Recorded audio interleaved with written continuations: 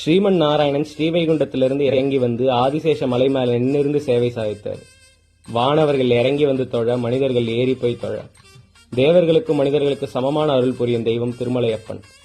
தங்கமயமான ஆனந்த நிலைய விமானம் கட்டின தொண்டைமான் சக்கரவர்த்திக்கும், பானைகள் செய்து மிச்சமான மண்ணுல புஷ்பம் செய்து ஆராதிச்ச குறும்பருத்த நம்பிக்கும் ஒரே அருள் செய்த கருணை கடவுள். திருமலையில பெருமாள் முன்னாடி 3 முறை கோவிந்தான்னு சொல்ல முடியும். முதல் கோவிந்தால அவரை பார்க்க போற அந்த ஆர்வம் இருக்கும். 2வது கோவிந்தால அவர் பார்த்த அந்த ஆனந்தத்துல குரல் தளர்ந்து போயிடும்.